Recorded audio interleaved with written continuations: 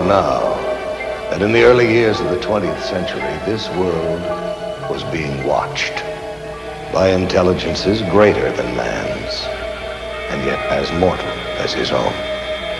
We know now that as human beings busied themselves about their various concerns, they were scrutinized and studied, perhaps almost as narrowly as a man with a microscope might scrutinize the transient creatures that swarm and multiply in a drop of water.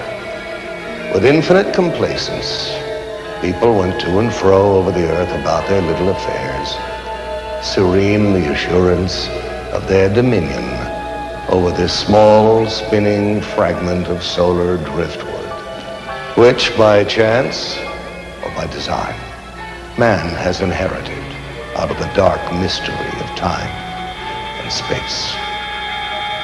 Yet across an immense ethereal gulf, minds that are to our minds as ours are to the beasts in the jungle, intellects vast, cool, and unsympathetic, regarded this earth with envious eyes, and slowly and surely drew their plans against us.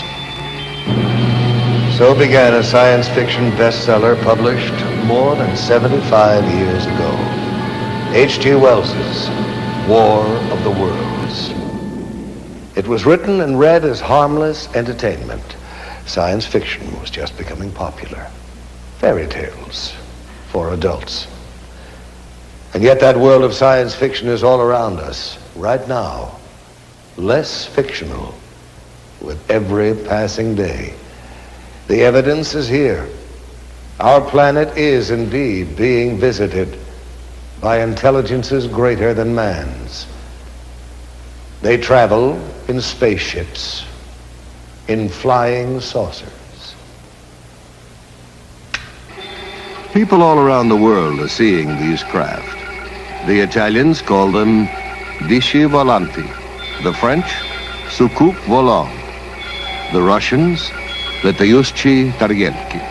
In America, we call them UFOs. There are literally thousands of police and pilot reports of UFOs, and over 900 landing trace cases have been documented. Cases where soil chemistry has changed. Swirled circles that testify to tremendous centrifugal force where something massive landed. But what? The military spokesmen of the great powers are suspiciously silent. Only one thing is certain. No earthly power has built aircraft that execute right-angled turns at supersonic speeds. And such craft are consistently seen and photographed tracking our test planes and space vehicles. Where do these alien craft come from? And what are their powers? And why are they visiting us? Are they perhaps reminding us that we are part of a vast cosmic connection, that we have links, even kinship, with worlds beyond Earth? Or are they, as more and more people believe, trying to tell us that the knowledge we need to survive, to grow, is right here on planet Earth, hidden in our science and in our past? Our planet is in crisis, and some say all this has happened before, a long, long time ago, to that mysterious, fabled land, the lost continent of Atlantis.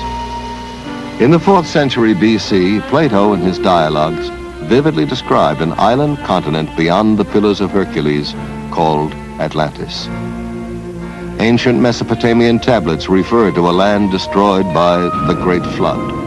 The Book of Genesis, the Koran, Mayan legends, the Epic of Gilgamesh, all speak of this once flourishing civilization, whose science, it is said, surpassed ours at the moment of its destruction. What became of Atlantis? According to the records of Egyptian priests, in one cataclysmic day and night, the entire continent sank into the depths of the ocean.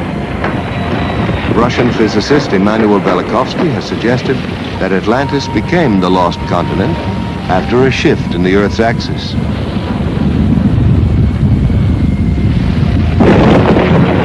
famous psychic Edgar Cayce believed that by misusing the powers of the mind and interrupting the evolution of the planet, Atlantis became the victim of its own perverted super science.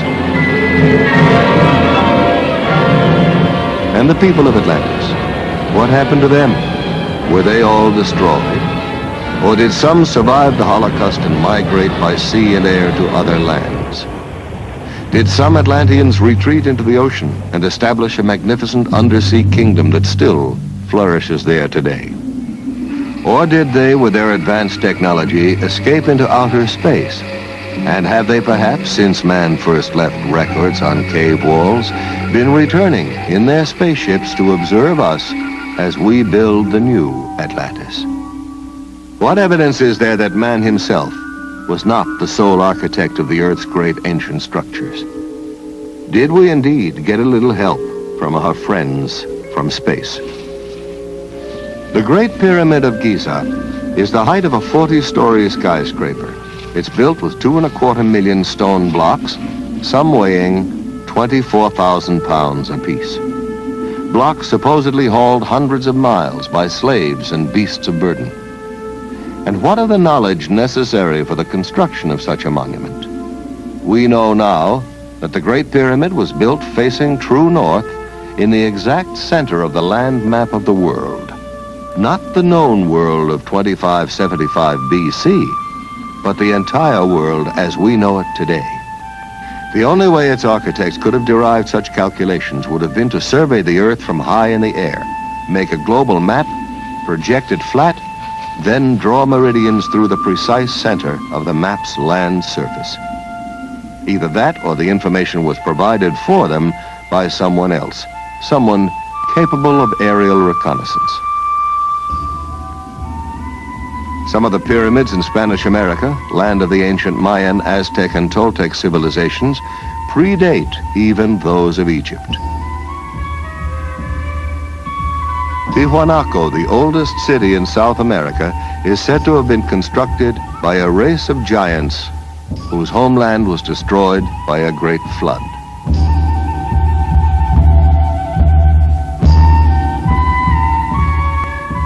Archaeologists have discovered amazing similarities in architecture and artifacts in Egypt and at Tiwanaku.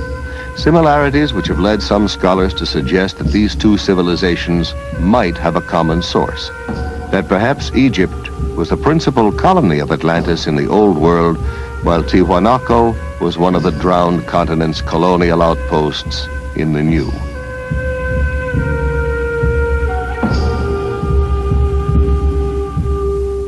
The sacred books and folklore of widely separated lands all tell of days when gods visited this planet wrapped in clouds or conveyed by fiery chariots.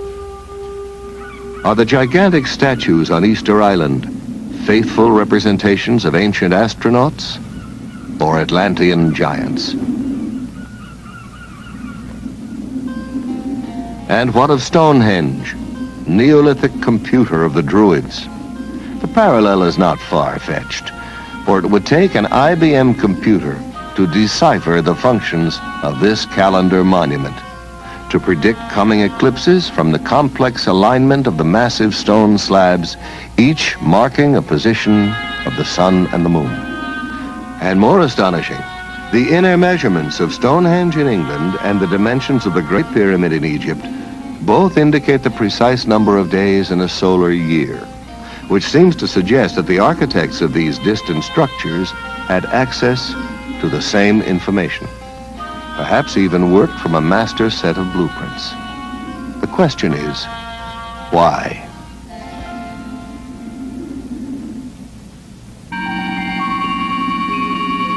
Imagine, if you will, a single team of architects traveling from continent to continent, employing local people to construct navigational aids, great beacons that could be seen from craft orbiting planet Earth. Beacons still operational today. Certainly the most permanent evidence that advanced civilizations have been visiting this planet since ancient times may be seen in these time-defying monuments, a world apart. But let us consider what is happening in our skies today. It was exactly 8:05 p.m. when Air Defense Command received word that a mysterious light was hovering low on the horizon just northeast of Rapid City, South Dakota. Radar operators at Ellsworth Air Force Base shifted their attention to the northeast quadrant of the sky and immediately picked up an unidentified target. Air traffic control quickly contacted an F-84 patrolling in the west, asked for an interception, and vectored the jet toward the UFO. A moment later, the jet's radar picked up the unidentified return and locked on. The plane was just 3 miles from its target when the light suddenly moved away with a fantastic burst of speed. The pursuit lasted for 120 miles, but the jet could not gain on the object. Finally, the pilot abandoned the chase. At ground control, the fascinated radar men watched the unknown object change direction and trailed the jet back to the airfield.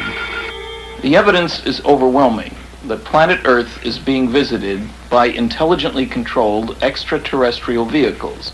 In other words, some UFOs are somebody else's spacecraft. There are no good arguments against UFO reality if we consult the evidence. Stanton T. Friedman, nuclear physicist and lecturer, has been consulting the evidence on UFOs for over 15 years. One of the most extraordinary cases he has studied recently was that of Charles Hickson and Calvin Parker, two shipyard workers from Pascagoula, Mississippi, who claimed that while fishing on the bank of the Pascagoula River, a strange craft emitting a bluish light descended and hovered just above the oyster flat 30 feet away from them. Hickson later described how 3 silvery creatures floated out of the craft, grabbed him, and floated him aboard. There was some kind of zipping sound, and when I turned around in this area out here, about 40 or 50 feet out there, there was some kind of craft, you know. It looked like it was going to come right onto the ground. But it came on down and hovered about a foot and a half or 2 feet off of the ground. But we didn't know what to do, you know. The river behind us and that out there, not knowing what it was. So, and then before we had time to really do anything, it seemed like an open appeared. Toward the end, it was, you know, toward us. And the blue light, it had blue flashing lights as it was, you know, approaching the ground, but then they went out. And when the opening appeared, some source of light came from the inside. It was just almost blinding. Some UFO reports are hard even for governments to dismiss, especially when there are photographs to support the witnesses. At approximately 15 minutes to 10 Monday evening, several citizens from the East Los Angeles area phoned our station and stated that they were observing what they thought was an unidentified flying object. After receiving several of these phone calls, Officer Weinkoop and I were dispatched into the East Los Angeles area to investigate these possible sightings. We observed the object traveling in a southwesterly direction and gave pursuit of the object. While in pursuit, I was passenger officer and I was broadcasting a pursuit to my division watch commander, Sergeant Tigroin of Hollenbeck Division, LAPD. During the pursuit, I managed to take one photograph. This photograph negative was booked into police property using this report and this divisional record number. The spacecraft was oval shaped on top and underneath, like a large pancake blown up in the middle. It did not have any dome like many of them have reported to have had. And it seemed to be about 200 feet in diameter and about 30 feet high.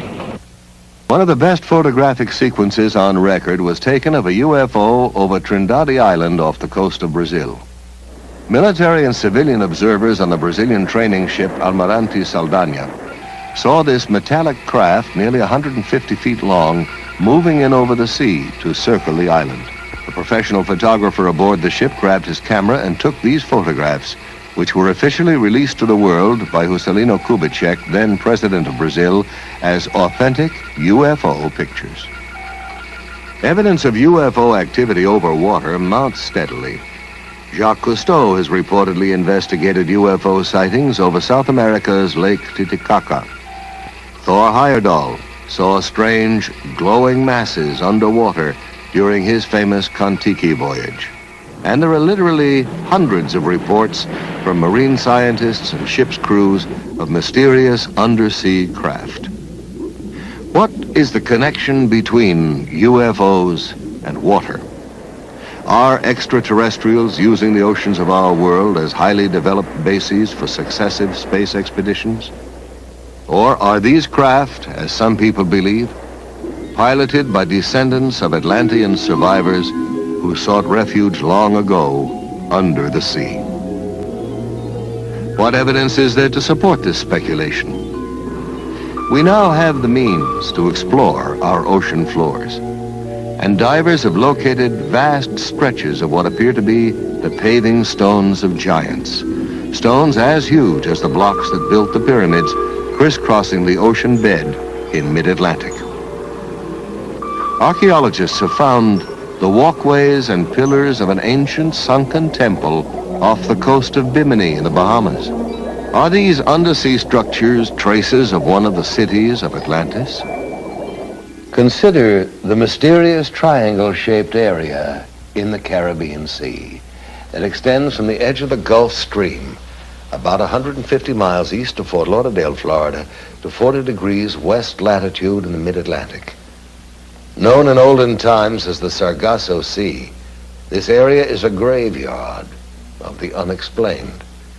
It's a place where strange things happen to compasses. Strange things happen to time. Down through the centuries, this watery graveyard has claimed Spanish galleons, windjammers, steamships, supertankers, pleasure yachts, and aircraft. Almost all disappeared without trace, as if the tentacles of some mythical monster had reached out and seized them. This area is known today as the Bermuda Triangle, or Devil's Triangle. On December 5th, 1945, 5 TBM Avenger torpedo bombers under the command of Lieutenant Charles C. Taylor took off from Fort Lauderdale Naval Air Station on a routine navigational mission. Surface winds of 20 knots, skies clear, visibility unlimited. Suddenly, just 15 minutes before the flight was due to land, Fort Lauderdale Tower picked up Lieutenant Taylor's frantic voice. The time, 4 p.m. Calling the tower. This is an emergency. We seem to be off course. We cannot see land. Repeat, we cannot see land. What is your position? We're not sure of our position. We can't be sure just where we are. We seem to be lost. Assume bearing due west. Well, we don't know which way is west. Everything is wrong. We can't be sure of any direction. Looks like we're entering white water now. I tell you, we're completely lost. Then, at 4:25 p.m.,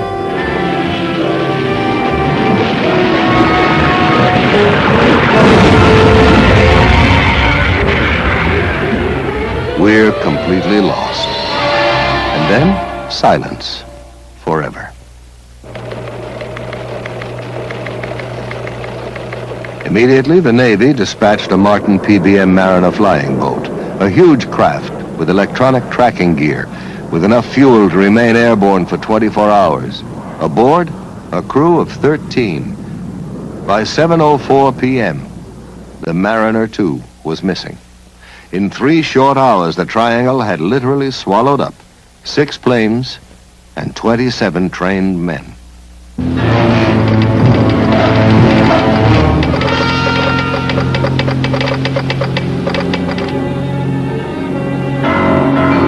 By dawn the following day, the greatest air-sea rescue search ever launched was underway. 242 aircraft and 18 ships scoured the area known as the Devil's Triangle, but not a trace was found. Not an oil slick, not a piece of wreckage, not a life raft. Nothing.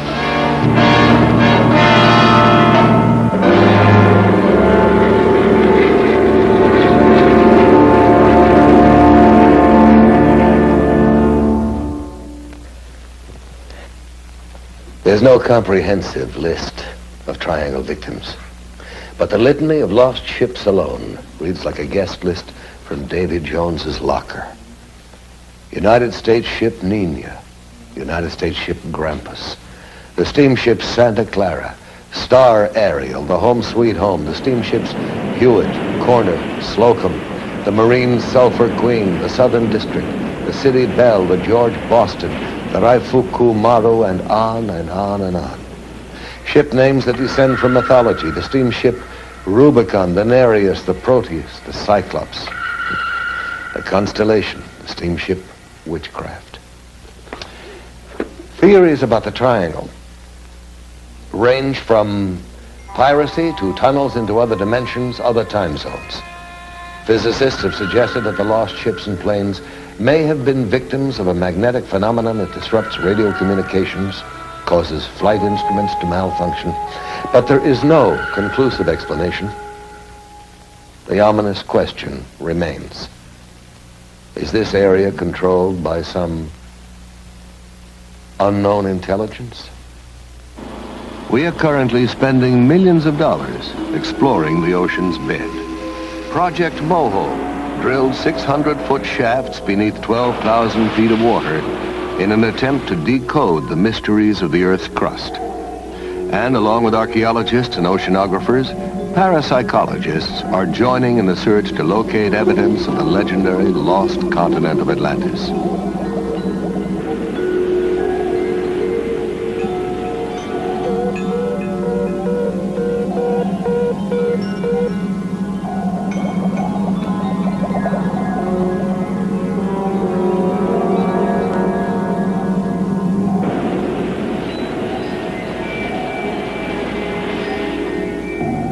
Myths from every country tell of gods and mermaids rising up out of the ocean. What if mythology is really condensed history, and the tales of these enchanted sea creatures are in fact eyewitness reports? What if the whale that snatched Jonah from the raging sea was actually an underwater craft?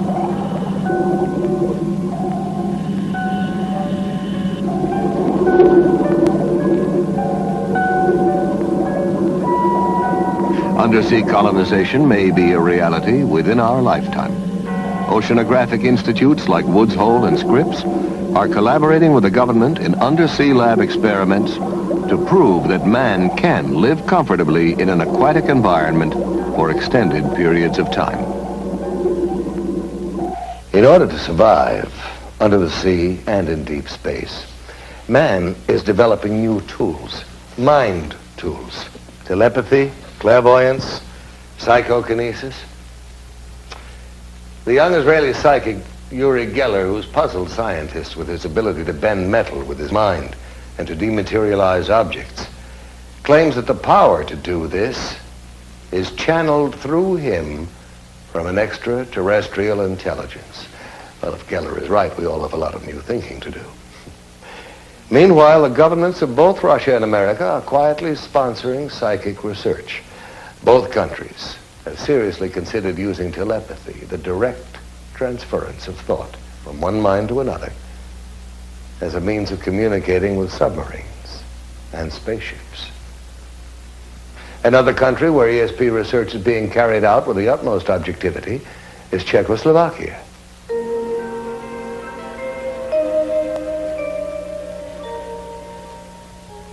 Here in a Czech laboratory, we are watching an experiment in telepathy. The subject is being placed in a deep hypnotic trance in order to free the unconscious to receive the message which will be relayed to him.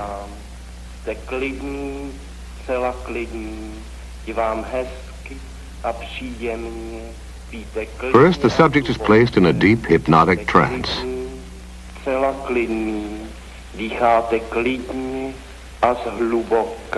Hlubokým spánkem, spíte nejhlubším spánkem.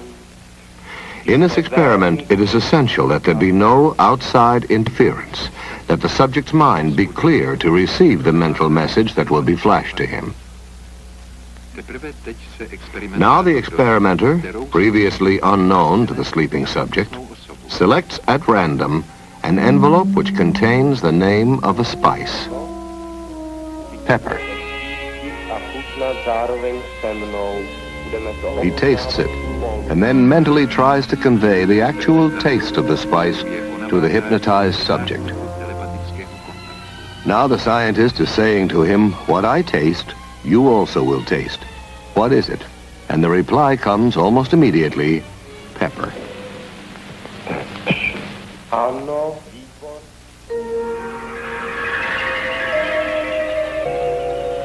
Psychokinesis, the ability to move physical objects with the force of the mind, is also a subject of intense interest to science and to the military. Here in Leningrad, under strictest test conditions, talented sensitive Nina Kulagina makes the magnetic needle of a compass rotate by sheer mind energy.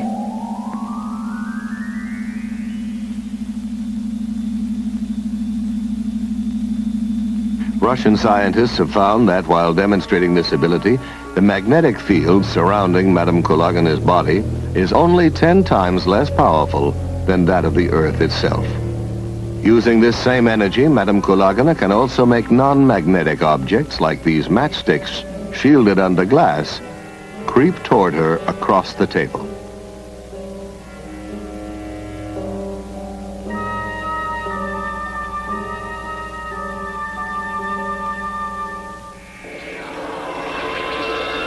In the Philippines, psychic surgeons are reportedly performing major operations on patients without using any surgical instruments and with no form of anesthesia or bleeding control. Yet the surgery appears to be painless and paranormal healing takes place almost immediately. The most publicized of the surgeons, Tony Agpoa, is removing a pituitary tumor from the forehead of a California businessman, Donald Westerbeck, who flew to the Philippines after doctors had warned him of the risks involved in traditional surgery.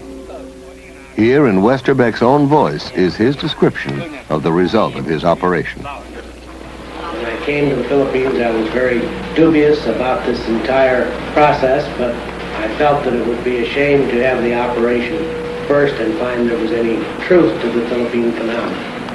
Whatever comes out may or may not be the right kind of tissue. It may well be symbolic, but it is now 2 years since that operation, and the symptoms, which were progressing quite rapidly, have pretty much disappeared. I know that whatever happened in the Philippines had a certain effect on the progress of what was happening within my head.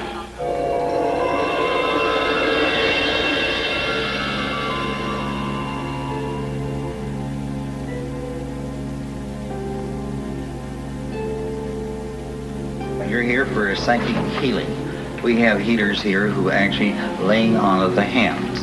Now, whatever your ailment will be affected. In some cases sooner, in some cases a little bit later. You'll be subject to psychic healing. You'll also be subject to psychic readings that will help us determine what your particular problem happens to be. The healers have this energy that flows through them, imparting a psychic energy. And this energy will flow to whatever part of the body. I think that most people that really get into healing professions feel like they have some kind of healing ability. They may not know what it is, but I think they get into healing because they're kind of led into it. I mean, physicians, nurses, even chiropractors and others. Have you been doing any heat treatment or infrared or? Nothing. This observer is a licensed physician, an MD, one of the first to inquire into this unusual method of healing to see what it has to offer to his profession. Oh, absolutely. Absolutely. So there's no known physical cause for rheumatoid arthritis, and not really for the other kind, osteoarthritis either. Our usual procedure is to take psychic readings. This is a group of gifted sensitives who possess the extraordinary ability to diagnose a patient's illness by a method known as body scanning. They record their estimate of the possible illness by picking up vibrations directly from the sick person or by holding something belonging to her. Sometimes there is an actual transference of pain from the sick person to the diagnostician.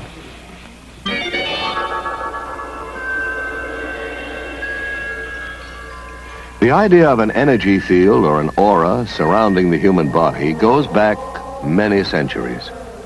In biblical paintings, artists attempted to depict it by painting halos or aureolae encircling the heads of divine religious figures.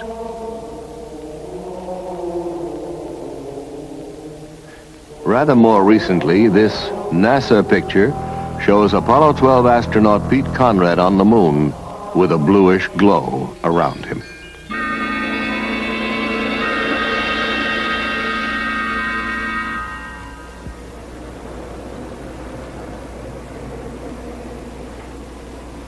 A leading American center of psychic research is the University of California at Los Angeles, where research psychologist Dr. Thelma Moss is experimenting with Kirlian photography, a revolutionary technique invented by Russian scientists Semyon and Valentina Kirlian, which captures on photographic plates the aura or energy field surrounding both organic and inorganic objects.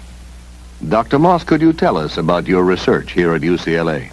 We've conducted about almost every area of research in parapsychology. That includes telepathy, thoughts going from mind to mind, moving objects at a distance. Primarily now, we're extremely interested in energy fields around the body. But probably the most fascinating work that we're doing right now has to do with a photographic technique that was first discovered in the Soviet Union called Kirlian photography, or more simply, electrical photography. And we've been able to get some pretty fascinating stuff on moving picture film using this technique, and I'd like to show it for you now, if I may. Okay, I'm going to turn on the film projector here, and we'll be taking a look at some of our work in motion pictures. Due to the efforts of experimental researchers such as Dr. Moss, the technique of Kirlian photography may soon be of practical use in almost every area of physical science.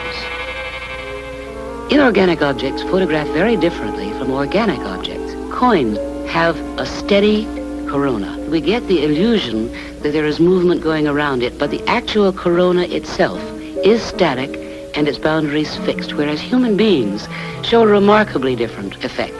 This is the right index finger pad, and we can see how brilliantly around his finger there are flares, and the corona keeps changing its pattern. We took a young lady and asked her if she'd get drunk. Here she is, 2 finger pads on her right hand before she's had anything to drink at all. And it is rather a placid effect.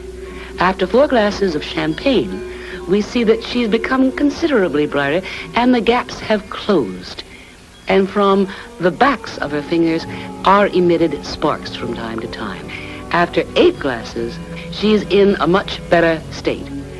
From the rear projection of her finger pads, there are brilliant effects. Now we tried before and during kissing. This is the left and right, male and female, before kissing, and we can see that the coronas of both are rather dim, with a gap definitely existing between their fingers at the point where they are almost but not quite touching. These same subjects were photographed during a kiss. Their coronas have become considerably brighter and, in fact, are reaching out toward each other, perhaps the woman reaching out a bit more to the man than the man is toward the woman. Here we find an extraordinary example, which doesn't happen very often. Do you notice the red blob of light appearing between the 2 people? In anticipation, we like to think of the kiss to come. While kissing, the white and almost pink colors have become much more prominent, and it would seem the man on the left is perhaps enjoying the experience a little bit more than the person on the right. Now, Dr. Moss has also observed through the Kirlian process the dynamic interchange of energy between a psychic healer and his patient. Apparently, after a healing treatment, there's a sizable increase in the widths of the coronae surrounding the fingertips of the patient and a corresponding decrease in the healer's corona. Another fascinating aspect of Kirlian photography is known as the phantom leaf phenomenon. People who've had a limb amputated often say that they can still feel it, even complain of absent fingers or toes that itch. Now this, according to scientists, can be explained by the persistence of old sensory patterns in the brain. But for years, psychics have claimed that they can actually see phantom limbs still attached to the body. And now the Kirlian technique supports their claim. In Dr. Moss's laboratory, first they photographed an intact leaf, then cut away part of the leaf and photographed it again.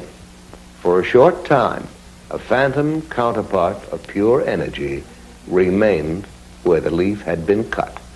making up a complete, sparkling outline of the whole leaf. One of the most dramatic things in Kirlian photography is the phantom leaf effect. Here is a leaf on the left side. It has been cut.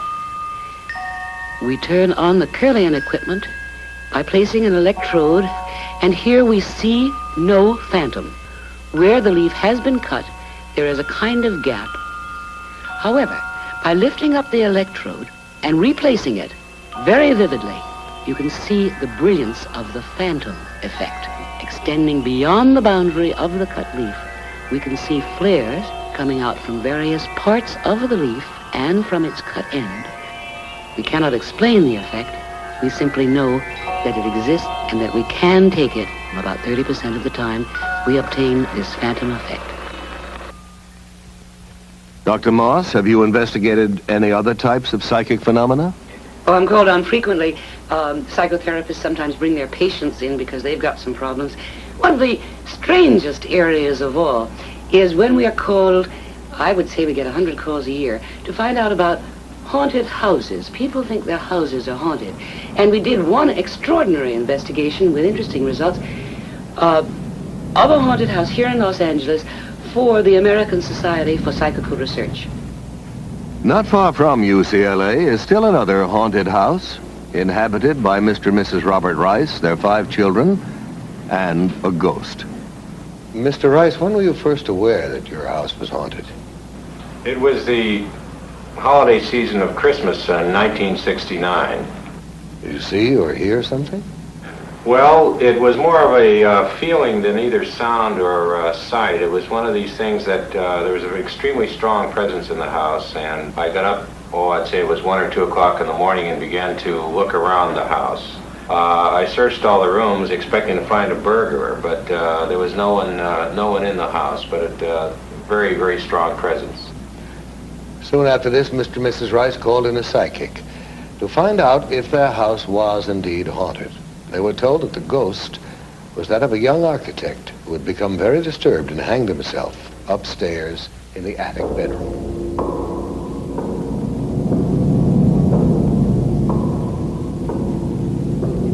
Well, I was working in my studio downstairs. I'm a painter, and this individual had become such a familiar part of our family after a number of years that I more or less tried to communicate with him on working in this painting. I saw a man about 5'7", very thin, dark complected, wearing a white shirt rolled up to the sleeves, open collared dress shirt, dark pants, and black shoes. There was an immediate effect of the painting taking shape. It was almost as if it were directed, although I didn't move my hand. It's not really a painting of him as he looks, it's more of a feeling of his personality. The California Society for Psychical Research came to the Rice's house to investigate the case.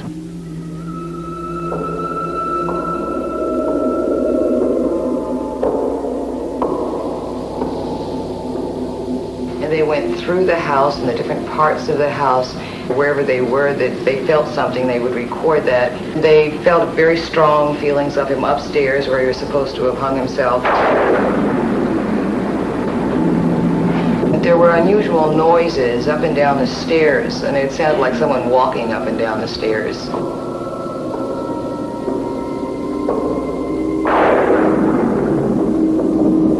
They also saw him in the same light and described him in the same manner that we had seen him.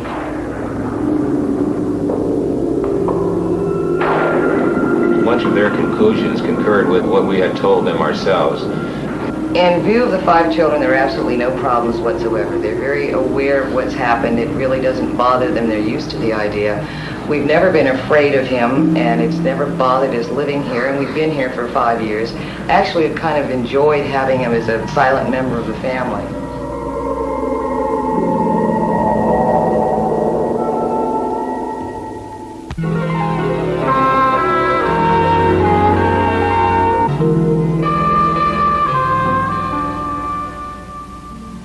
I am Lucretia Black, and I am a witch.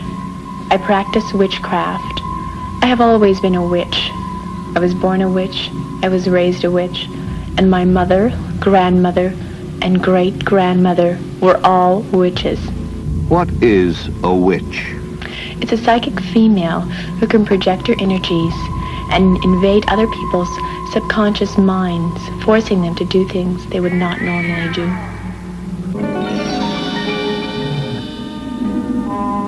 This is Witches' Mill in England, where in the Middle Ages, witches practiced their ancient art. There are witches who worship nature spirits and use plants and herbs to make potions for the sick. Witches who cast spells to dry up a neighbor's cow or blight his crop. Witches who wore charms and amulets to dispel the dark forces. In England, in medieval times, the church burned and hanged witches, blaming them when someone became sick or died. In France, Joan of Arc was burned at the stake because the church was afraid of her amazing psychic powers. Down through the ages, people with psychic ability have been falsely accused of being witches. And as recently as 1970, in San Jose, California, an ordinary Midwestern housewife was charged with practicing witchcraft.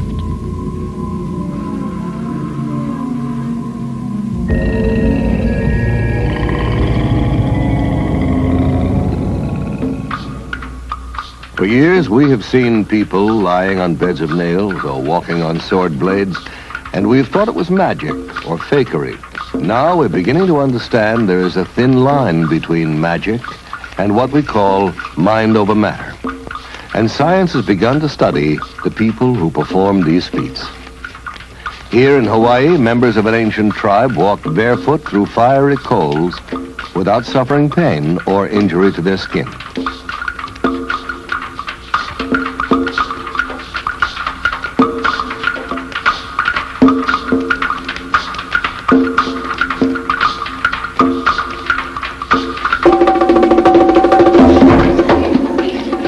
All around the world, highly specialized rituals are performed that tug at the deepest unreasoning levels of the human mind. In Brazil, voodoo cults still flourish. Ceremonies are enacted where voodoo priests invoke the spirits of the dead to take vengeance on the living. Animal sacrifices, chanting, beating drums incite the crowd to near hysteria.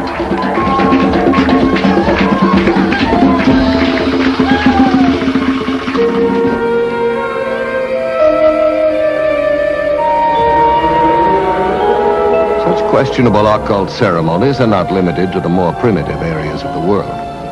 In San Francisco, as in other American cities, Satan is alive and well. And to prove it, here, with the full cooperation of the men and women involved, is an actual celebration of the Black Mass. In nomine Dei nostri, Satanas Luciferi excelsi. In the name of Satan, the ruler of earth, King of the world, open wide the gates of hell and come forth to greet me as your brother and friend. Grant me the indulgences of which I speak, for I live as the beasts of the field, rejoicing in the fleshly life. I favor the just and I curse the rotten. By all the gods of the pit, I command that these things of which I speak shall come to pass. Blessed are the strong, for they shall possess the earth. Cursed are the weak, for they shall inherit the yoke. Blessed are the bold, for they shall be masters of the world. Cursed are the righteously humble, for they shall be trodden under cloven hoofs. Hail Satan! Hail Satan! Hail Satan!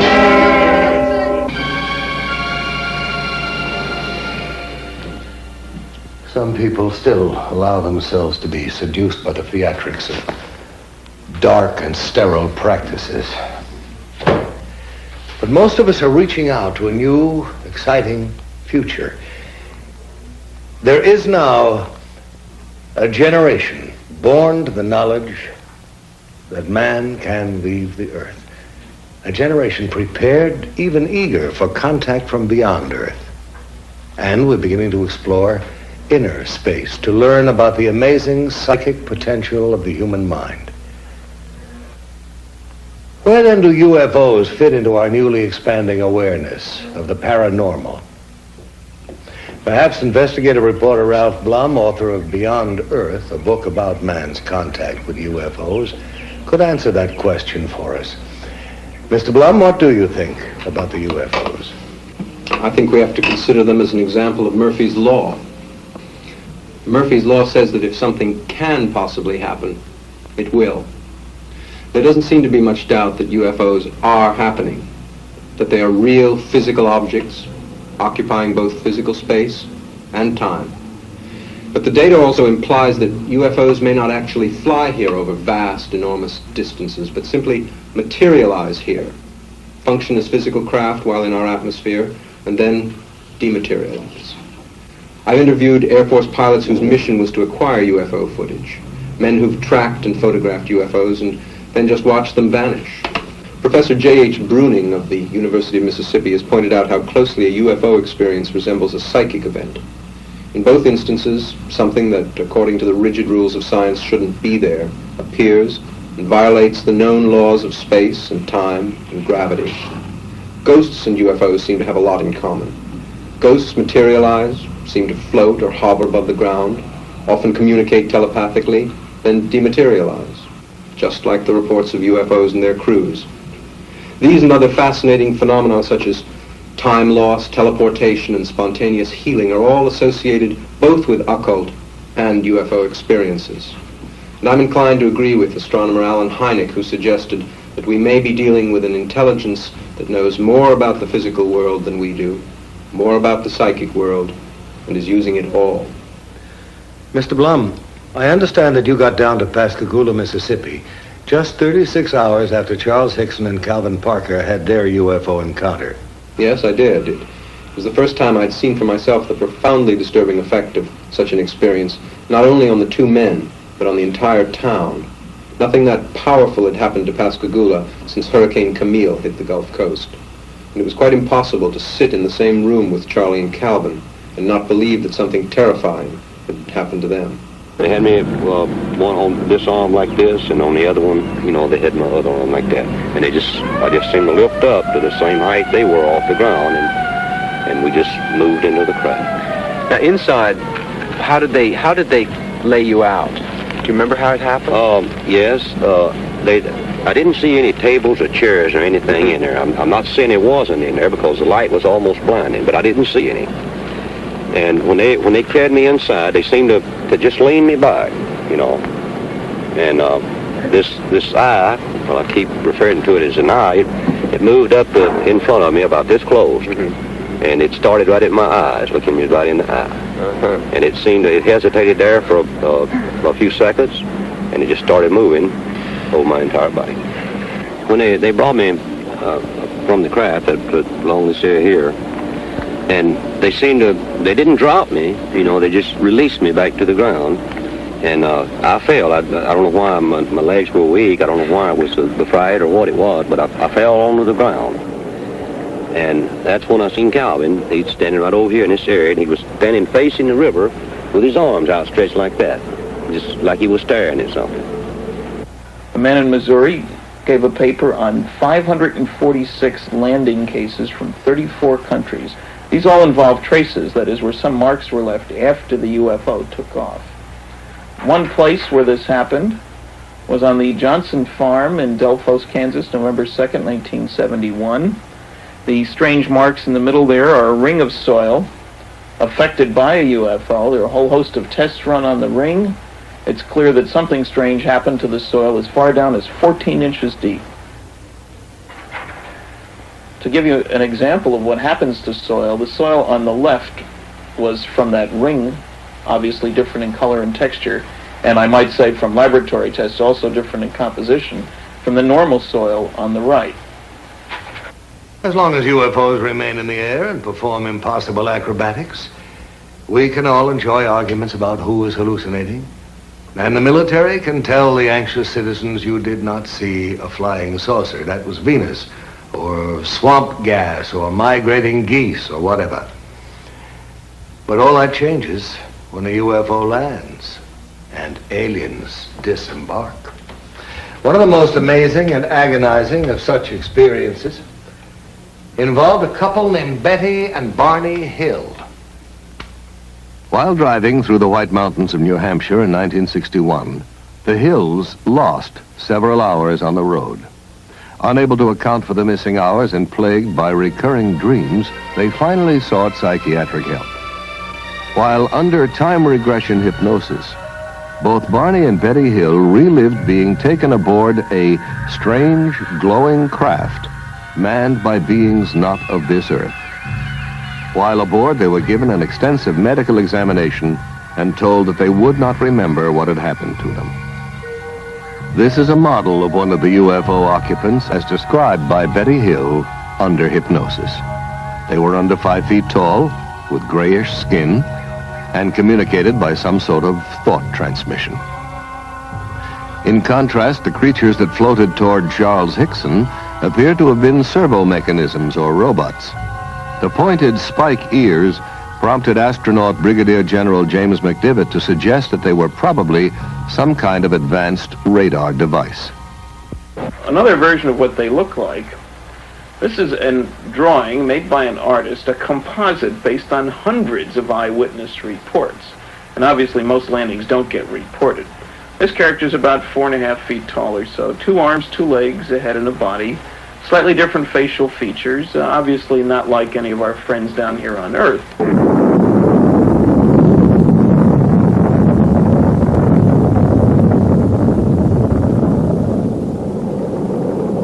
However, there are definite parallels in behavior. They have Earth excursion modules, which behave very like our lunar excursion modules. Take our Apollo program. We have strange-looking flying craft carried on board a launch vehicle. They hover out in the boondocks on the moon, land, a couple of humanoid-looking creatures climb out, wander around, pick up rock samples, play games, then re-enter their craft, lift off, disturbing the soil behind them, rendezvous with the mothership, and zip off toward another planetary body. The same sequence, in fact, that have been observed here by UFO witnesses. One of our pioneer astronauts was Brigadier General James McDivitt. In 1965, General McDivitt spent 4 days in outer space as command pilot of Gemini 4. General McDivitt, have you ever seen a UFO? Yes. During my flight on Gemini 4 in 1965, I saw an object in space fairly close to our spacecraft that I could not identify. It looked to me like maybe the upper stage of another rocket. I tried to take some pictures of it, but unfortunately the pictures did not come out properly. We never were able to identify what it was, and all of our ground radar tracking data indicated that there shouldn't have been another object anywhere near us at the time. General McDivitt, do you know anyone else who claims to have seen a UFO? Well, yes. As a matter of fact, I know all kinds of people who claim to have seen them. Some of them are very legitimate, and some of them I think are just having fun. I had an opportunity recently to meet a gentleman from Mississippi who claims to have actually been taken into a spacecraft. And quite frankly, I believe that that gentleman is telling what he considers to be the truth. He wasn't looking for publicity. He wasn't trying to be funny. He was trying to be very honest. He was very sincere. And quite frankly, I walked away from the whole conversation with him believing that what he said is true as far as he's concerned. Well, I kind of thought it was people at first, you know, off like that. But of course, when they appeared there in front of me, it was the most shock I've ever had in my life. They were shorter than me. I'd say about 5'2" or 3", and they didn't have a neck. Their head, it seemed to come directly to their shoulders. And they had something that came out to a point about where a nose would be, and on each side the ears. And I believe that they looked like they were a little longer on the ears than the nose. But it seemed to me when they came out that doorway, or that opening, or whatever it was, then just almost instantly they were right there on us. Their arms, they had arms, and I saw the arms moving here and in the shoulders. But they had weld. I mean, their fingers were weld, and then they had something like a thumb, and they were like this. Mm-hmm. Can you tell me about the lie detector test? When they were asked to come over here to talk to these people, they had in their mind that it was just a big joke. And if I understand it correctly, they ran one test on Mr. Hickson. The machine showed that he was telling the truth. Then they run another one, And then the examiner, he began to wonder himself. So he ran the third test, and he believed just what Mr. Hickson had told him. Sheriff Diamond, can you tell me just what happened that night? We questioned them at length. And then we left the room and recorded every all the conversation they had. Recorded between the two of them. And one of them kept wanting to pray. And he said, after all I went through on this earth, he said, why should I have to see something like this? Calvin Parker, I was questioning him, and at one time he wanted to climb the wall. That's how nervous and how shook up he was. But since I was down there, and since I was a physician, and several other scientists and investigators were asked to consult and look into the situation, I was asked, would I mind if I would be present, and I said I wouldn't mind at all. And while it is still very difficult for us to believe that a spaceship landed and that robot-type creatures came out and actually took these two people into the spaceship, these men, in my opinion, believe that they saw this and that they were being honest in reporting what they have reported. Charles Hickson's story is not unique. UFOs first soared into the news in this country in 1947 when pilot Kenneth Arnold saw 9 disc-shaped objects skimming along at high speed and in an unconventional manner, like a saucer would if you skipped it across water. A newspaperman who interviewed Arnold coined the term flying saucer, and over a quarter century of sky watching began. For 28 years, these metallic disc-shaped craft, tens of meters in diameter, have been seen around the world, from Paris to Papua to Pascagoula. Although science has failed to supply a generally accepted explanation of UFOs, the subject has been investigated by the United States Congress. In 1968, Congressman J. Edward Roush of Indiana chaired the House Committee on Sciences and Astronautics Symposium on UFOs. Congressman, do you believe UFOs are somebody else's spacecraft? Well, I hesitate in answering the question only because of this. I don't know, but my imagination tells me that perhaps, just perhaps, there is something that would permit a man to travel faster than light. Perhaps there is something that would permit an intelligent form of life from another planet revolving around another star to make that long trip. And that way they left out hundreds of reports by... For more than 20 years, Major Donald E. Kehoe, U.S. Marine Corps retired, has been reporting on the world of flying saucers. I understand, Major Kehoe, that like physicist Stanton Friedman, you believe that we are being visited by intelligently controlled vehicles from other planets. I do, and I agree with the Air Force. They've had a secret conclusion to that effect since 1948. A few years ago, I conducted a symposium here on Capitol Hill, and the participants of this symposium were scientists of some renown. They were scientists who had an interest in UFOs. And during the course of that symposium, photos were presented which purported to be UFOs. One of the scientists who analyzed the photographs at Congressman Roush's hearings was Dr. Robert M.L. Baker, Jr., who has consented to evaluate for us 2 UFO films from the files of the Smithsonian Institute in Washington, D.C. We see here the Montana 1950 film showing 2 bright objects taken by Nicholas Mariana of Great Falls, Montana.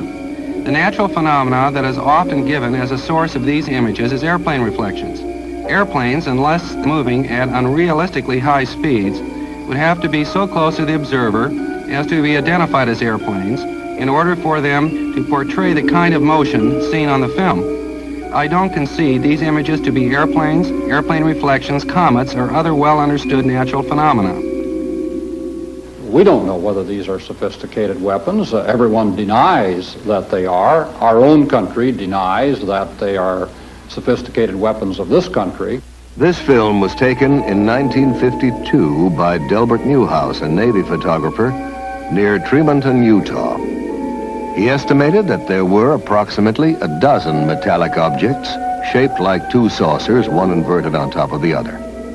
The official explanation was that the objects were a flock of soaring gulls. But Dr. Baker had this to say. Birds, such as gulls, simply don't make the kinds of accelerated turns at high speeds that were measured on the film. There also exists some meteorological data that would indicate that there were no updrafts that could have allowed the birds to maintain flight for long periods by simply spiraling. It would seem more likely to me that it is some natural phenomena or even possibly something from outer space. There is, however, another theory. The Bermuda Triangle is not the only area in which navigators have been troubled by the odd behavior of magnetic compasses. As every school child knows, something strange happens to your magnetic compass as you voyage into the Earth's polar regions. Scientists have turned to space, to the upper atmosphere, even to the sun, to account for this magnetic anomaly. But responsible reports suggest a greater mystery. A large concentration of UFO sightings in the Arctic and Antarctic has led some experts to speculate that these regions may serve as landing bases for extraterrestrial craft. It's even been suggested that the flying saucers, in fact, emerge from and re-enter the Earth's interior by polar doorways, and at the center of our planet is their true place of origin. In 1947, Rear Admiral Richard E. Byrd, in command of the U.S. Navy Task Force, flew 1,700 miles beyond the North Pole, not as would be expected over frozen icy wastes, but across a vast land of mountains, freshwater lakes, rivers, green vegetation, and animal life, a land not recorded on any map. From the evidence provided by Admiral Byrd and other famous explorers of the Arctic and the Antarctic, it has been suggested that the Earth is not, as we have been taught, a solid sphere with a fiery center of molten metal, but is in fact a hollow shell, in which a small amount of the original fire remains to form a central sun capable of emitting light and of supporting plant growth. It has even been claimed that the huge mammoths found frozen in the polar ice are not prehistoric, but were animals from the Earth's hollow interior that wandered to the surface and froze to death. Proponents of this theory estimate that the Earth's crust is approximately 800 miles thick, with openings at its polar extremities. They suggest that Admiral Byrd and other explorers actually entered the openings leading to the Earth's interior without knowing it. These explorers assumed that they were still traversing the outer surface because the downward slope of the entrance is so gradual and because they could not see the other side of the opening, which is hundreds of miles away. Almost to a man, scientists ridicule the hollow Earth theory. They will tell you that the only hollow spaces anywhere near the poles are located in the heads of those who believe in the theory. And yet a number of disquieting questions remain unanswered. How then do we account for the warming effect, the presence of increasingly warm winds as one travels north beyond 70 degrees latitude? Why do these winds carry enormous quantities of black dust? Why does colored pollen stain the snow red, green, and yellow over thousands of square miles of the Arctic? Why are all icebergs composed of fresh water? And why do explorers find tropical seeds and plants and even trees floating in the fresh water off these icebergs? Where do all these things come from? Well, the answer to these questions is obvious to anyone who believes in the existence of an unexplored region hidden in the Earth's interior. But the hollow Earth theory is not limited to this planet. In his book, A Journey to the Earth's Interior, Marshall B. Gardner discusses the bright lights seen shining from the polar caps of Mars, Venus, and Mercury. Concludes that these planets also have hollow interiors and central suns. According to Gardner, the aurora borealis, the northern lights, result from the rays of that central sun inside the Earth, projected through the polar opening into the night sky.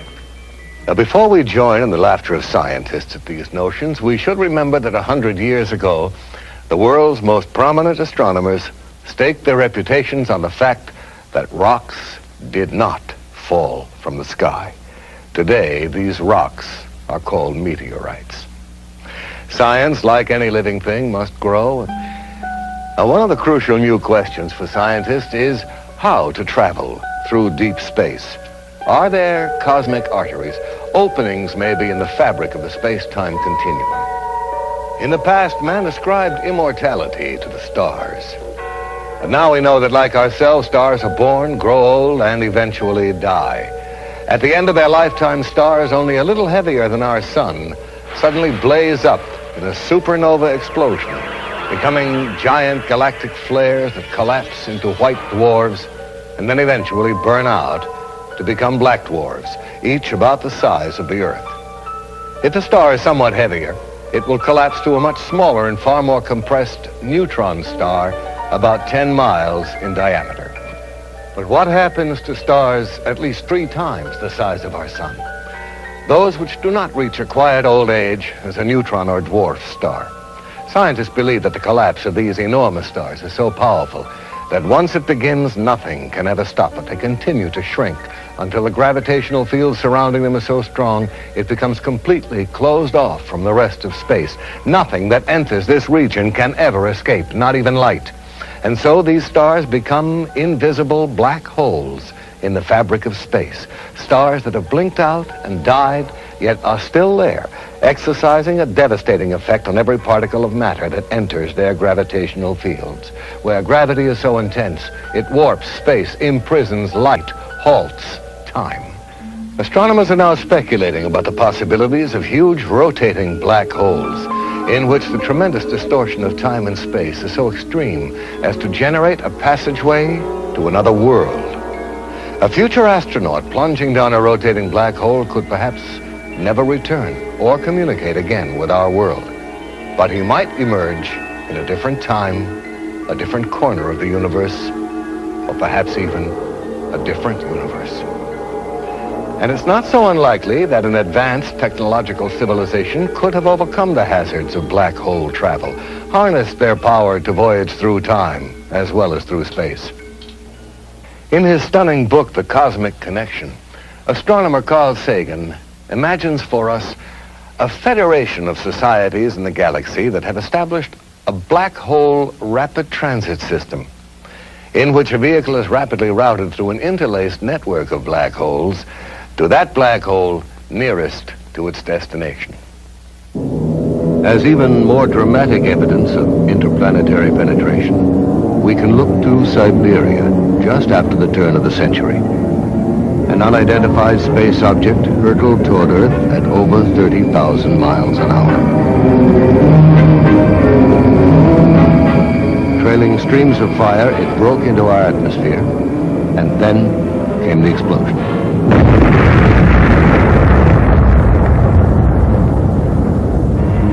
Equal in force to a thermonuclear blast. A huge mushroom of fire and smoke, an explosion like none recorded on Earth before that left traces of radioactivity and felled trees within a 40-mile radius. And yet there was no sign of a crater. On January 7, 1948, officials at Godman Air Force Base near Fort Knox, Kentucky, observed a strange object passing over them at high speed. Minutes later, at 2:30 p.m., a squadron of B-51 fighters approaching from the south was asked by the Godman Tower to investigate the UFO. Captain Thomas Mantell, the squadron leader, left the formation and began to climb. At 2:45, Mantell notified the tower he was at 15,000 feet. There's something in sight above and ahead of me. Some kind of a huge metal object, but it's not a plane. I'm going to 20,000 feet. At 3:15, Mantell radioed again. It's now directly ahead of me and moving at about my speed. I'm trying to close for a better look.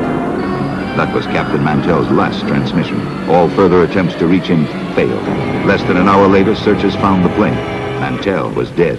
His shattered watch had stopped at 3:18. Does our military have in its possession the twisted metal remains of crashed UFOs, the charred bodies of space crewmen?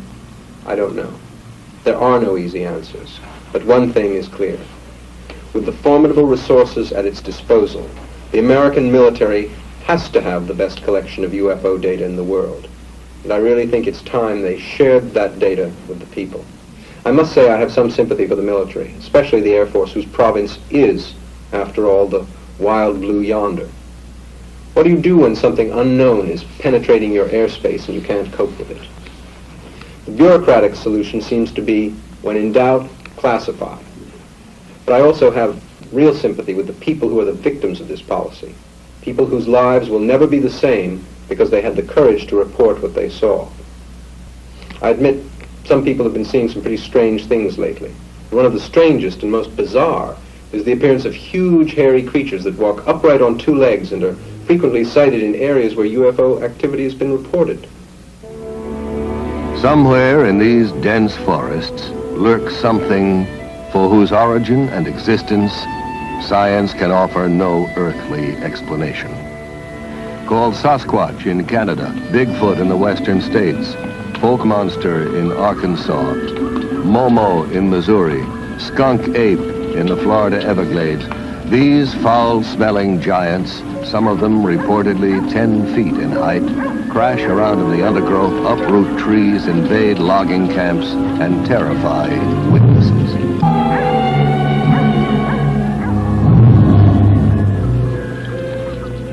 What are these creatures? Where did they come from? How did they get here?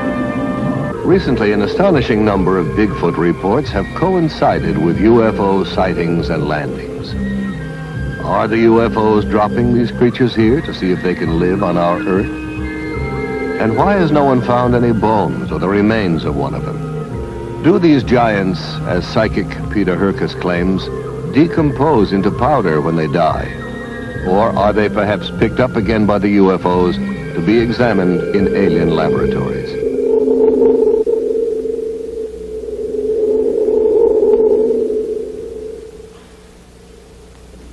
Is the Bigfoot a cosmic mutation? Incredible as this notion may seem, we're contemplating even stranger possibilities in our own laboratories. In 1818, when Mary Shelley first conceived of the Baron Frankenstein, the idea of one human being fabricating another was sheer fantasy. Now the inconceivable has become a near reality, as scientists around the world do research in the new and ominous field of genetic engineering. By a process known as cloning, we can now reproduce genetically identical copies of an individual organism. Already, experiments in cloning plants and lower animal forms have been successful. The way has been paved for similar experiments with human cells. At the University of California at San Diego, Dr. Walter Desmond is carrying out research in cloning. In this laboratory, we're working with a variety of cultured cell lines. These are cells originating from various tissues in the body, which can grow essentially forever in culture vessels. The material from which we start, the animal tissue, is made up of a number of different kinds of cells. Since we are often interested in studying only one cell type, it is desirable to have cultures which come from a single cell. We would expect then all cells in such a culture to be identical. This is accomplished by cloning, putting a very small number, even one cell, in a culture dish and allowing the individual cells to grow. Colonies of cells arising where there was originally only one can be isolated and studied with the assurance that all of these cells are of identical origin. There is still some question whether cells of higher animals have this potential. At the University of Indiana, Dr. Janice Brothers has been doing extensive work on the development of lower animal forms, such as salamanders, from a single parental source. Thus, the new specimen salamander grows up to be essentially an identical twin, a generation removed, of the single parent. Axolotls are a type of salamander which come from Lake Yacumoco in Mexico. The axolotl is useful to scientists because many mutations have been described in this animal. The development of each characteristic of the body is controlled by genes. A change in a gene is called a mutation. Some of the mutations that have been found in the axolotl affect the development of the eye, heart, legs, skeletal system, and the pigment. The golden and white axolotls are animals which have pigment mutations. The 4 large dark axolotls swimming in the aquarium are a clone of nuclear transplants made by transplanting a nucleus from the cell of a normal embryo into an egg which has abnormal cytoplasm.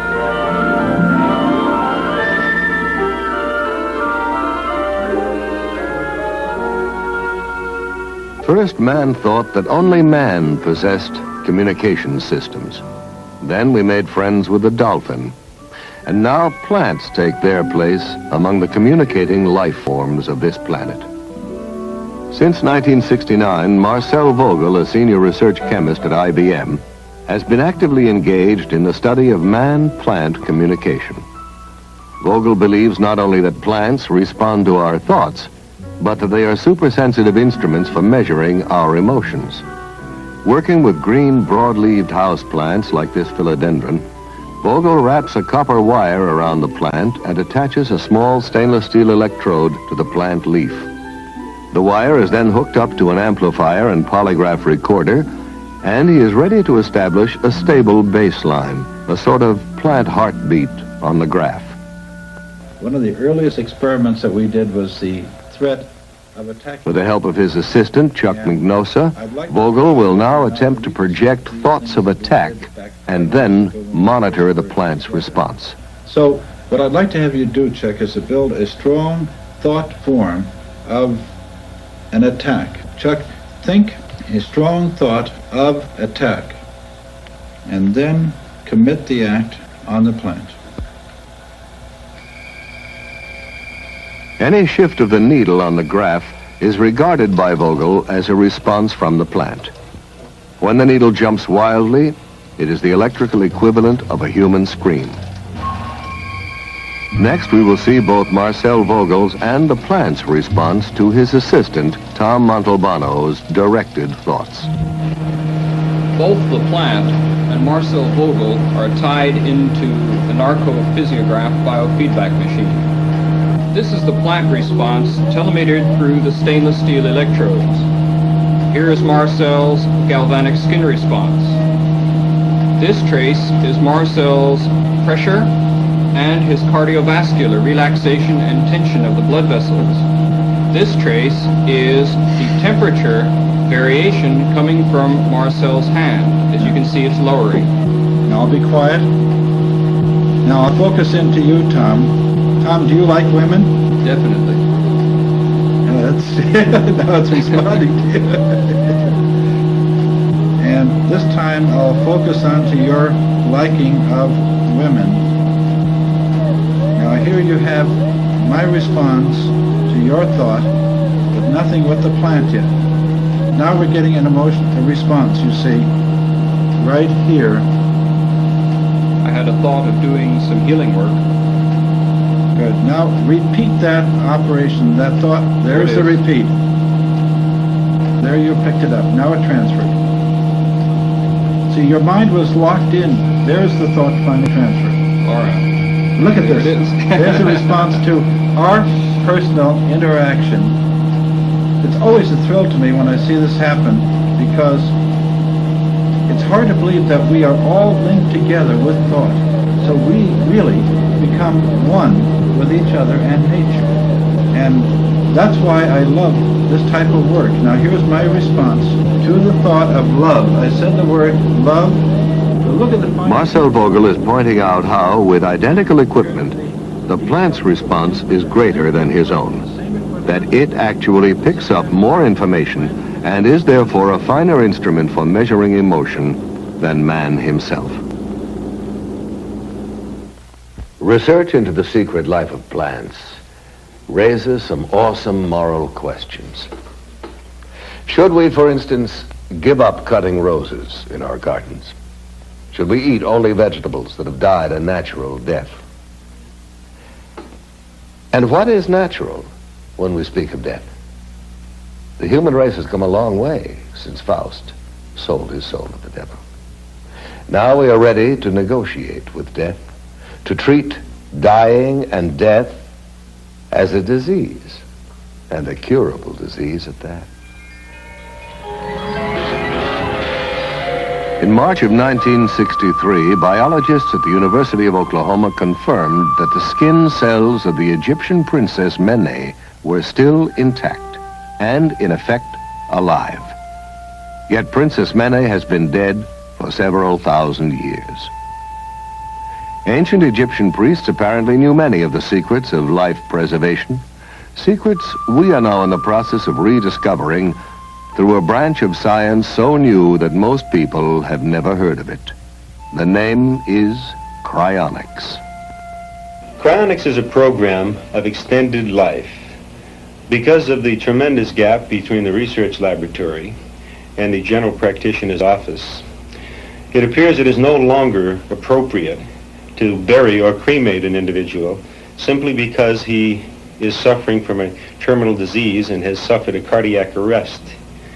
In fact, there is much more we can do utilizing the newest developments and breakthroughs in the science of cryobiology.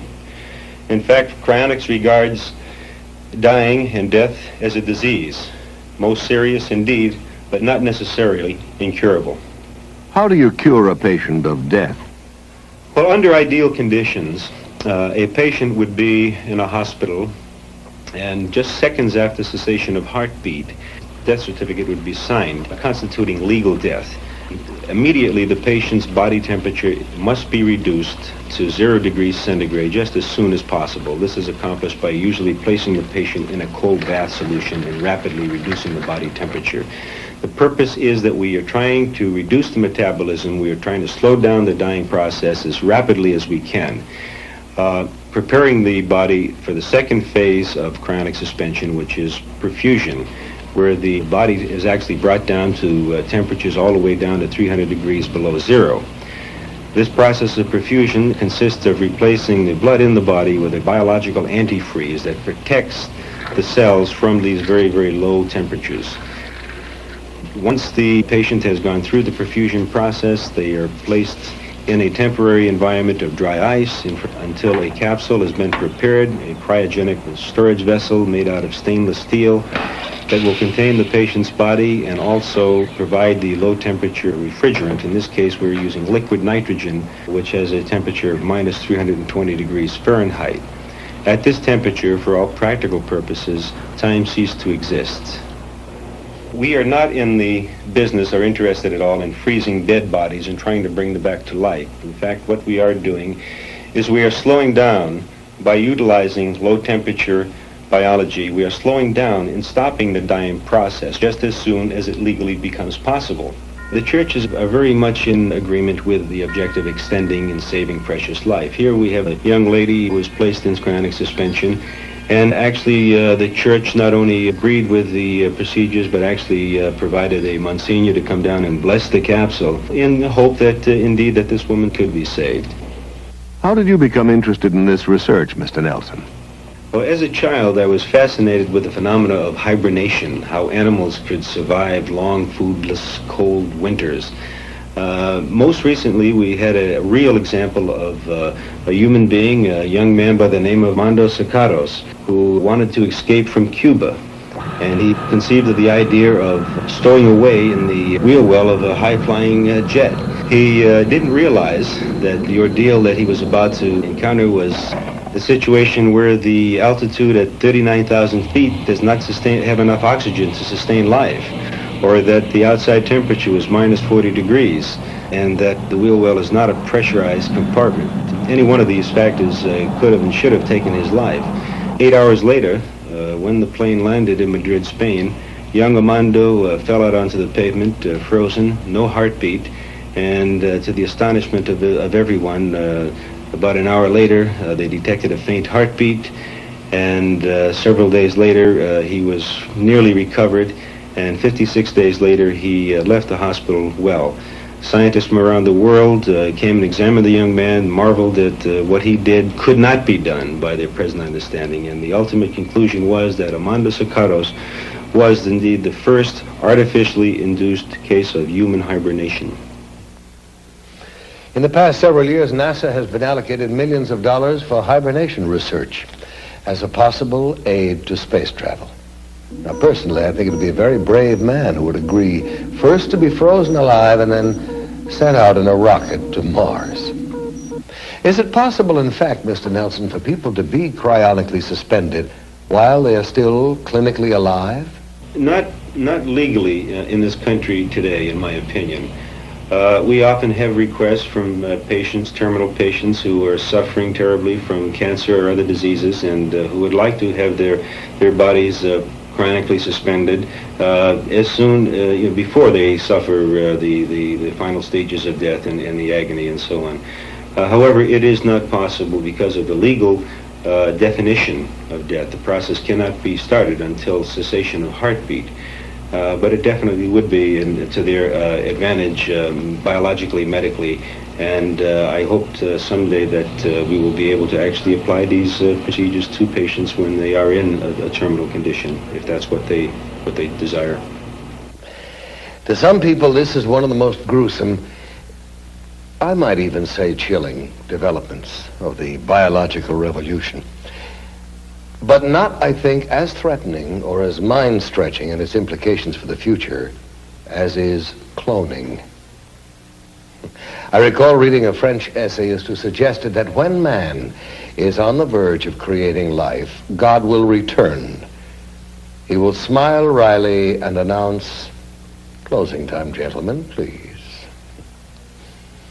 No, not long ago, the concept of growing a whole organism from one cell asexually in a laboratory would have seemed impossible.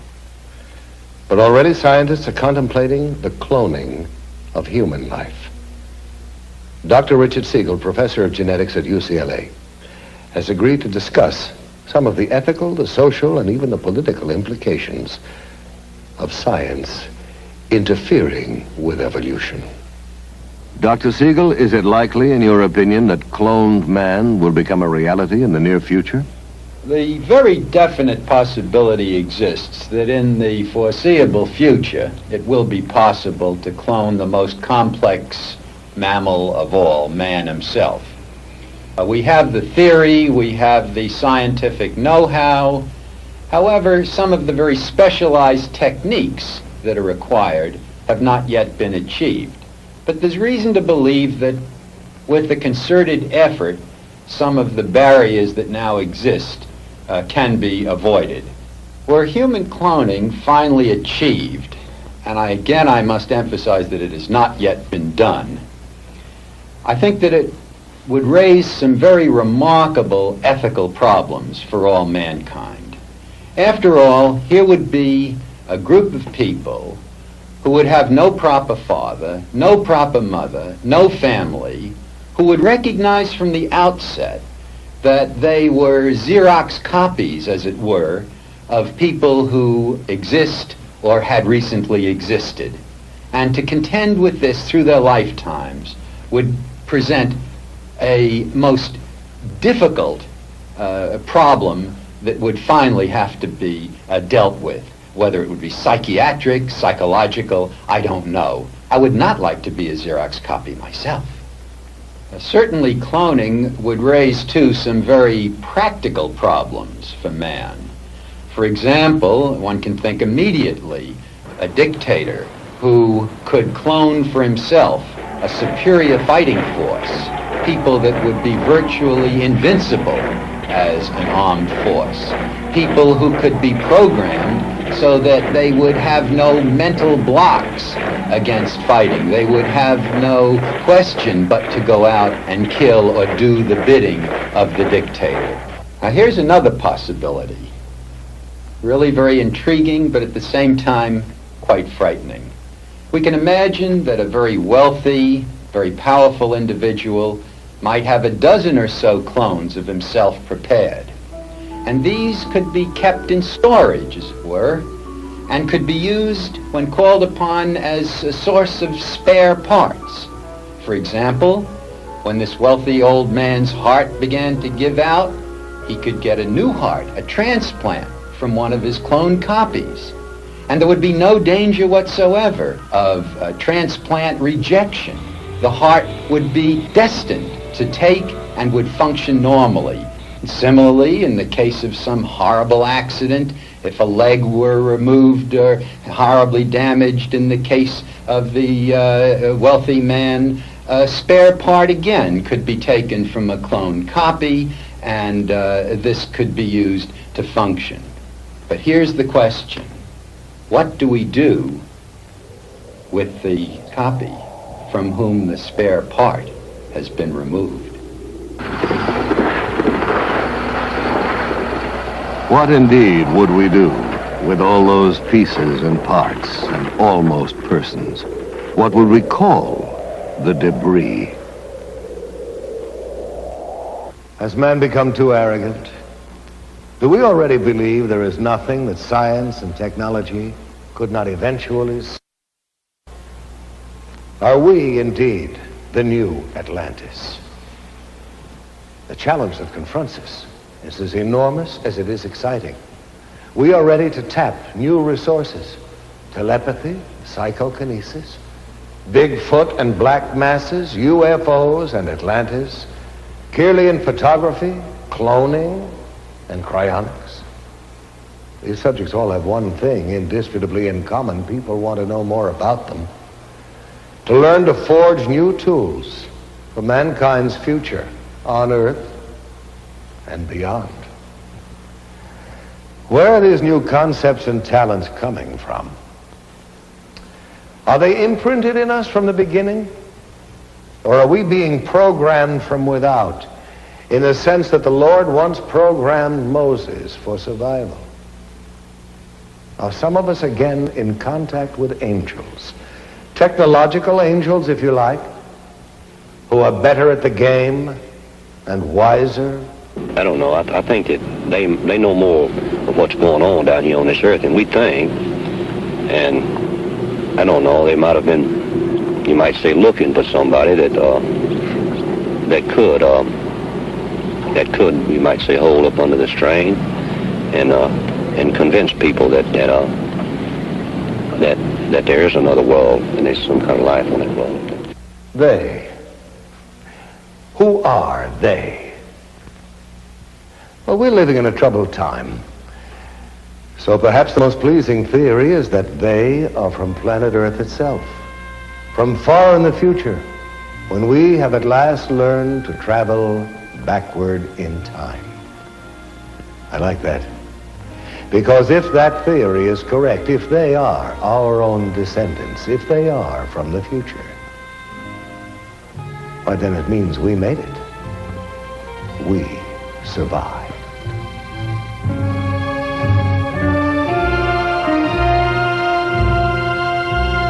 Has built aircraft that execute right-angled turns at supersonic speeds. And such craft are consistently seen and photographed tracking our test planes and space vehicles. Where do these alien craft come from? And what are their powers? And why are they visiting us? Are they perhaps reminding us that we are part of a vast cosmic connection, that we have links, even kinship, with worlds beyond Earth? Or are they, as more and more people believe, trying to tell us that the knowledge we need to survive, to grow, is right here on planet Earth, hidden in our science and in our past? Our planet is in crisis, and some say all this has happened before, a long, long time ago, to that mysterious, fabled land, the lost continent of Atlantis. In the 4th century BC, Plato in his dialogues vividly described an island continent beyond the Pillars of Hercules called Atlantis. Ancient Mesopotamian tablets refer to a land destroyed by the Great Flood. The Book of Genesis, the Koran, Mayan legends, the Epic of Gilgamesh, all speak of this once flourishing civilization, whose science, it is said, surpassed ours at the moment of its destruction. What became of Atlantis? According to the records of Egyptian priests, in one cataclysmic day and night, the entire continent sank into the depths of the ocean. Russian physicist Immanuel Velikovsky has suggested that Atlantis became the lost continent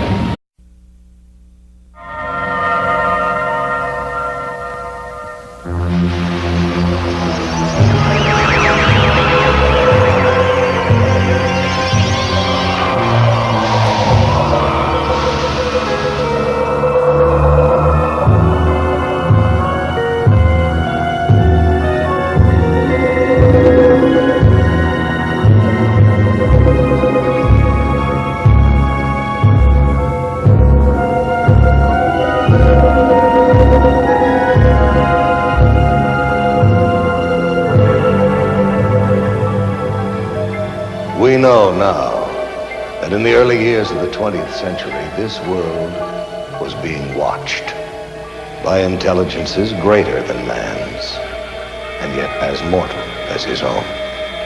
We know now that as human beings busied themselves about their various concerns, they were scrutinized and studied, perhaps almost as narrowly as a man with a microscope might scrutinize the transient creatures that swarm and multiply in a drop of water. With infinite complacence, people went to and fro over the earth about their little affairs, serene in the assurance of their dominion over this small, spinning fragment of solar driftwood, which by chance or by design, man has inherited out of the dark mystery of time and space. Yet across an immense ethereal gulf, minds that are to our minds as ours are to the beasts in the jungle, intellects vast, cool, and unsympathetic, regarded this earth with envious eyes, and slowly and surely drew their plans against us. So began a science fiction bestseller published more than 75 years ago, H.G. Wells's War of the Worlds. It was written and read as harmless entertainment. Science fiction was just becoming popular. Fairy tales for adults. And yet that world of science fiction is all around us right now, less fictional with every passing day. The evidence is here. Our planet is indeed being visited by intelligences greater than man's. They travel in spaceships, in flying saucers.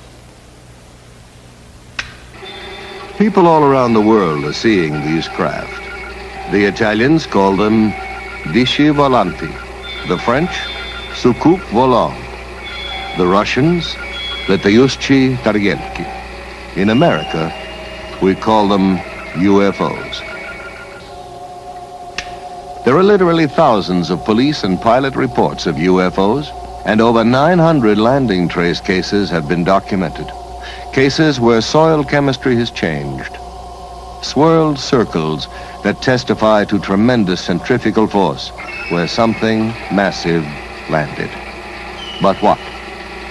The military spokesmen of the great powers are suspiciously silent. Only one thing is certain. No earthly power has been to survey the earth from high in the air, make a global map, project it flat, then draw meridians through the precise center of the map's land surface. Either that or the information was provided for them by someone else, someone capable of aerial reconnaissance. Some of the pyramids in Spanish America, land of the ancient Mayan, Aztec, and Toltec civilizations, predate even those of Egypt. Tiwanaku, the oldest city in South America, is said to have been constructed by a race of giants whose homeland was destroyed by a great flood.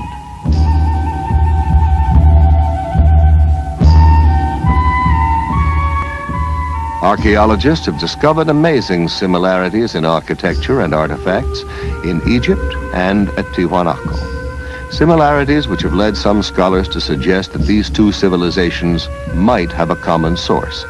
That perhaps Egypt was the principal colony of Atlantis in the Old World, while Tiwanaku was one of the drowned continent's colonial outposts in the New.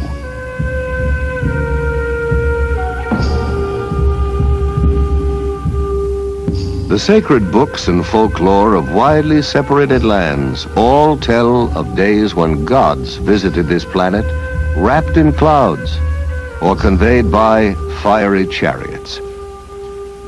Are the gigantic statues on Easter Island faithful representations of ancient astronauts or Atlantean giants? And what of Stonehenge? Neolithic computer of the after a shift in the Earth's axis.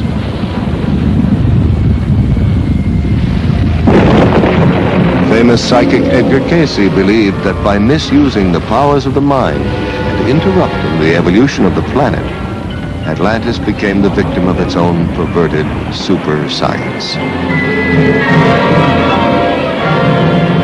And the people of Atlantis, what happened to them? Were they all destroyed?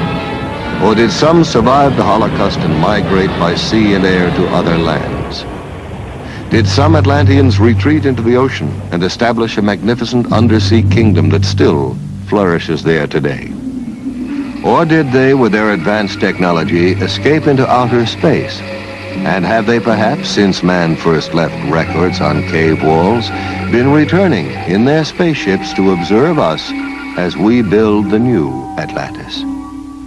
What evidence is there that man himself was not the sole architect of the Earth's great ancient structures? Did we indeed get a little help from our friends from space?